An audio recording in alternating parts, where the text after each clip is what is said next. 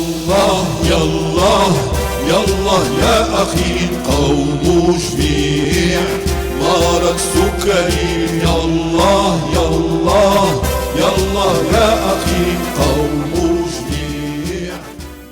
Donc je vais parler du diabète de type 1. On m'a demandé de répondre à une question qui est pourquoi le diabète de type 1 est en augmentation croissante. Et évidemment, je suis pédiatre, je vais parler surtout du type 1 chez l'enfant, mais je pense que ça reflète même le grand. Hop. Alors, comme vous le savez, chers amis, aux années 80-90, l'étude Diamant et Eurodiab, elle avait essayé de voir l'incidence du diabète de type 1 chez l'enfant de moins de 15 ans. Et à cette époque, on avait déjà décelé des pays où il y a plus de diabète que d'autres.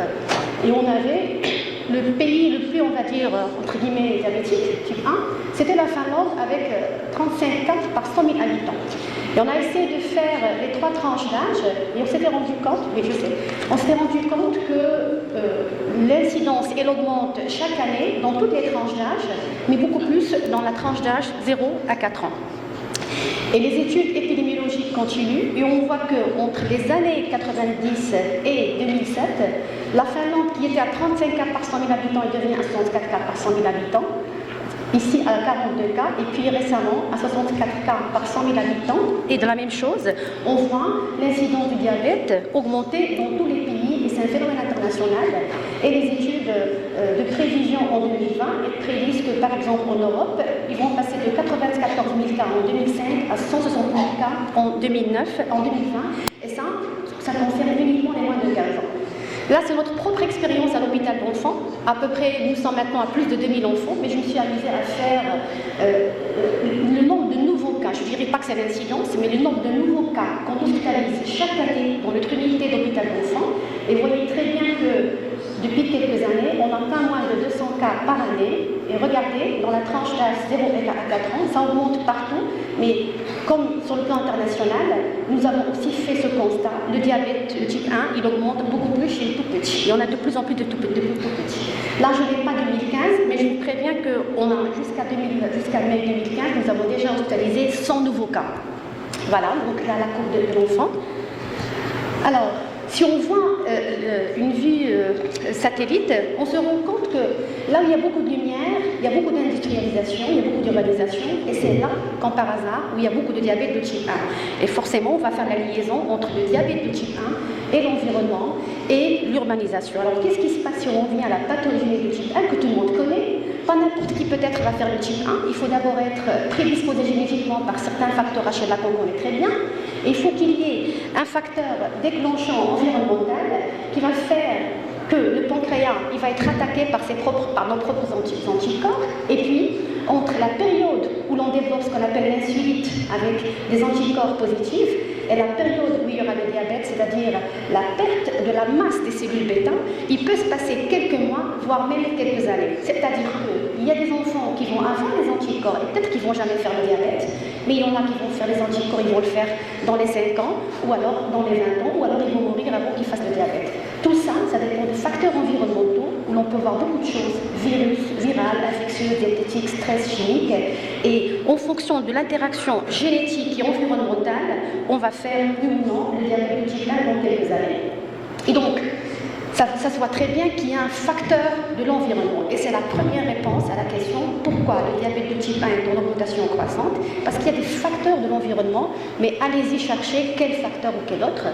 Tout ce qu'on sait, c'est que les arguments indirects en faveur de l'environnement, c'est d'abord chez les jumeaux monozygotes. Ils ne font pas tous un jumeau monozygote, il ne fait pas un type 1 comme son frère à 100% des cas. Donc il y a bien 30 à 110% qui font le diabète et le reste, il faut qu'il y ait un facteur déclenchant environnemental. Il faut qu'il y ait... Il faut qu'il y ait un facteur déclenchant qui va faire que ce frère jumeau, il va faire le diabète. Et seul 1 cas sur 15 des personnes à haut risque génétique dans la population générale vont développer un type 1. Et puis les variations de l'incidence, les variations géographiques entre par exemple la Chine où on a moins de 0,1 par 100 000 cas et la Finlande où on a 65 cas par 100 000 enfants de moins de 15 ans en Finlande. Ça fait un gradient décroissant nord-sud, c'est-à-dire qu'on a beaucoup plus de diabète dans les pays du nord que dans le sud. Et puis l'incidence de la maladie, elle va augmenter chez la population migrante d'une région connue à faible incidence de diabète qui va émigrer dans une région connue à forte incidence. Et ça, c'est un argument très fort en faveur de quelque chose d'environnemental. Et puis, les épidémies saisonnières, et là, les publications, elles sont très, par rapport aux variations saisonnières, à la densité populaire, même la pollution atmosphérique. Un papier en 2006, il est sorti stipulant que le sulfate d'ozone dans la pollution atmosphérique serait parmi les facteurs environnementaux déclenchants du processus auto-humain. Voilà, donc je passe. Donc tout ce qu'on sait, c'est qu'il y a un mécanisme environnemental. Mais maintenant, ces facteurs d'environnement, comment ils vont agir? Ils vont agir soit de façon précoce en déclenchant ou même des fois en bloquant l'auto-immunité, parce qu'il y a bien des facteurs protecteurs aussi bien génétiques qu'environnementaux, comme ils peuvent intervenir tardivement en modulant positivement ou négativement l'agressivité auto-immune. Et donc, dans une souris expérimentale obèse diabétique, non obèse diabétique, pour les 100% de souris où on a l'insulite, seuls 60% des femelles vont faire un diabète et 30% des mâles vont faire un diabète. Ça veut dire que là aussi, il y a une interaction entre un facteur génétique et un facteur environnemental. Maintenant, quels sont ces facteurs environnementaux? En gros, on va les classer en 3 facteurs: les infectieux, nutritionnels et puis le mode de vie. Le stress des cellules bêta secondaire à une sédentarité, une prise de poids excessive, à une croissance postnatale précoce ou pondérale excessive, l'accélération de la croissance linéaire et on avait dit les polluants chimiques et toxines. Alors si on voit qu'au côté infectieux, eh ben, on pointe des doigts les infections virales, en l'occurrence les entérovirus et en l'occurrence le Coxsackie, la rubéole congénitale et plusieurs autres virus. Et puis il y a cette théorie hygiéniste qu'on va voir plus tard. Alors, hop, les virus, comment ils vont agir? Il y a 2 façons de faire. Soit ils vont s'attaquer directement à la cellule bêta, soit via ce qu'on appelle un mimétisme moléculaire, c'est-à-dire que ces virus, ils vont être à l'origine de libération d'antigènes qui vont être reconnus comme des ennemis. On va fabriquer des anticorps contre ces antigènes et ces antigènes ressemblent à des antigènes insulaires et du coup, il y aura une réaction croisée et on va reconnaître les cellules bêta comme des anticorps parce qu'elles ressemblent en fait à elles contiennent des antigènes à mimétisme cellulaire. Et là, on a bien avancé avec même, pour chaque virus, on sait qu'il y a un mimétisme envers un antigène. Donc par exemple là, le rotavirus mimétisme avec les antigènes IA2 et donc on peut imaginer que les anticorps IA2 secondaires au rotavirus, les GAD secondaires au virus Coxsackie, etc. Mais rien n'est vraiment très sûr. Et la théorie hygiéniste. La théorie hygiéniste, c'est cette fameuse théorie qui stipule que la diminution de l'exposition aux micro-organismes durant la petite enfance, maintenant les gens ils deviennent trop propres, ils désinfectent beaucoup. On voit bien que les mamans, elles allaitent plus au sein et tous les biberons ils sont stérilisés et les fameux savons antiseptiques, etc. Et tout ça fait qu'il y a une baisse de l'exposition aux micro-organismes durant la petite enfance qui va affecter la programmation du système immunitaire, favorisant les réponses immunes et allergiques. Autrement dit, les petites infections bactériennes, petites microbiennes au bas âge, ce sont des éléments qui vont éduquer le système immunitaire pour une protection plus tard. Et donc les enfants qui ont été élevés dans la propreté, on va dire, excessive, ils n'ont pas eu cette éducation immunitaire et ils vont tout de suite balancer leur système TH1 vers TH1, TH2 vers le TH1 pour les diabètes type 1 et de la même façon on a remarqué l'augmentation de l'asthme. Voilà, ça c'est une belle expérience polonaise. Les Polonais, ils ont vu l'incidence du type 1 augmenter de 4,7 par 100 000 habitants à 15 cas par 100 000 habitants entre 1998 et 2002. Et dans la même période, par hasard, ils ont remarqué que le niveau de vie, il a augmenté le PIB il a augmenté, la baisse de la mortalité, l'accessibilité à l'eau, bref, cette incidence du diabète, elle va en parallèle avec le développement économique. Et ça rejoint la première photo satellite qu'on a vue, que ce diabète il est beaucoup plus fréquent dans les pays industrialisés. Par rapport aux facteurs nutritionnels, là aussi on a pointé du doigt plusieurs facteurs. Le premier c'est le protéine de lait de vache, et on imagine que les mamans elles ont abandonné le sein et tout le monde connaît le rôle protecteur du sein contre les maladies auto-immunes, entre autres le diabète. Et des études ont commencé à pointer la caséine dans le déclenchement du processus immunitaire, et on est même parti jusqu'à incriminer l'insuline bovine dans ce lait de vache. Et puis l'allergie au gluten via ce qu'on appelle la zonuline, la barrière intestinale, la flore bactérienne, la carence en vitamine D, le manque d'oméga 3.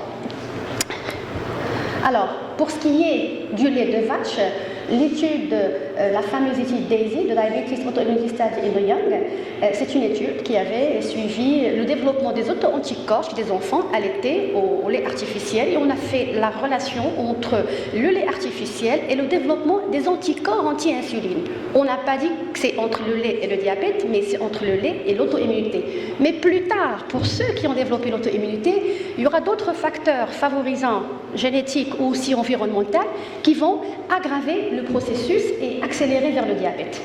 Et aussi une autre théorie qui stipule que le lait de vache, il va aussi être parmi les facteurs qui augmentent la perméabilité intestinale, qui vont modifier la flore intestinale, et on va voir le rôle de cette flore intestinale et de cette perméabilité plus tard dans le développement de l'auto-immunité.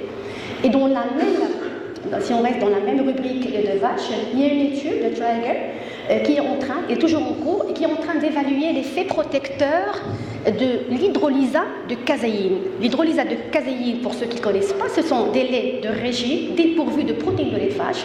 Et donc on est en train de voir, c'est toujours en cours, l'effet d'un lait protecteur quand on le donne à un bébé dès les premiers 6 mois de vie, comparativement à un groupe contrôle, il va avoir du lait artificiel.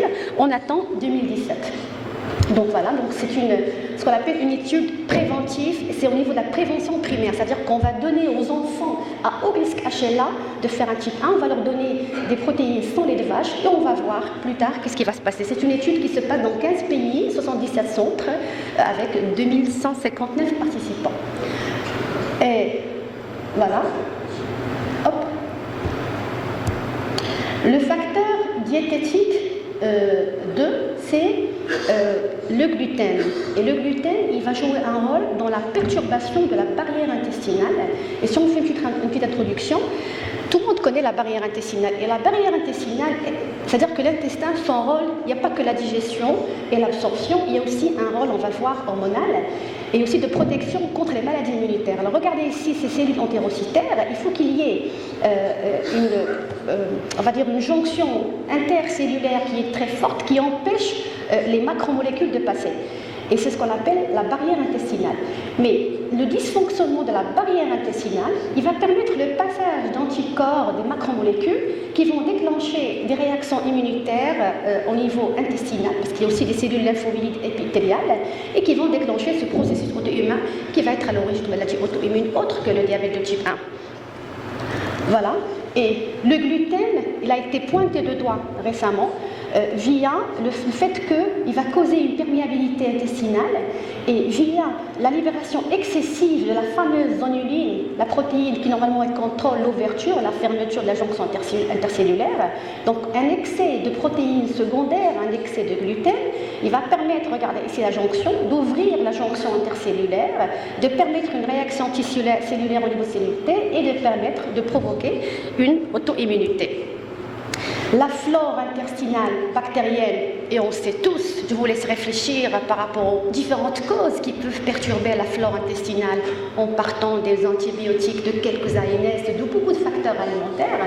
Donc ça peut commencer par une altération du microbiome intestinal, puis perméabilité intestinale excessive, altération de la mucose immunitaire et diabète de type 1. Dans l'intestin, il n'y a pas que la barrière intestinale, il y a aussi ces fameuses cellules L, c'est ce qu'on appelle les cellules entéro-endocrines, que vous connaissez très très bien les endocrinologues.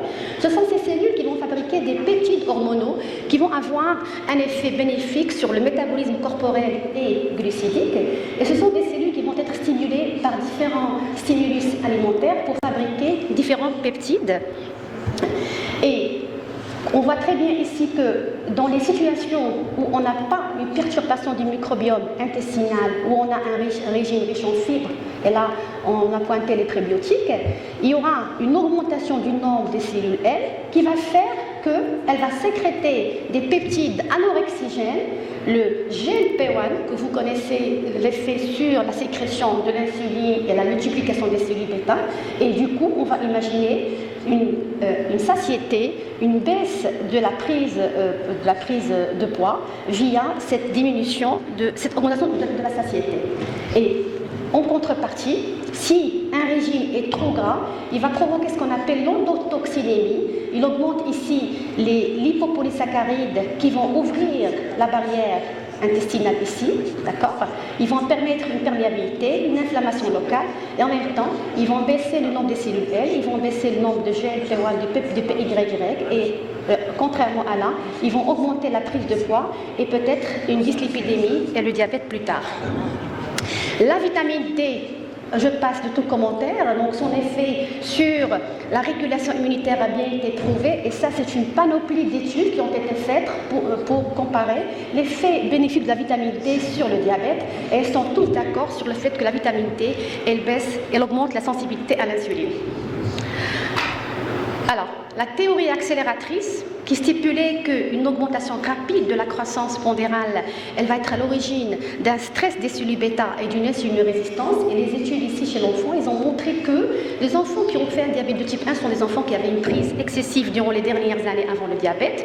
Et cette théorie, elle va même jusqu'à nous dire qu'il n'y a pas de type 1, il n'y a pas de type 2, que c'est le même diabète et qu'ils ont le même lit qui est l'insulinórésistance, et que dans le type 1, l'accélération du processus de baisse de la masse des cellules bêta, elle est rapide et peut survenir dans les 10 premières années, et dans le type 2, c'est l'accélération qui est tardive, mais on est dans la même maladie. On a qui ont parti jusqu'à appeler ça le double diabetes ou le diabète de type 1,5.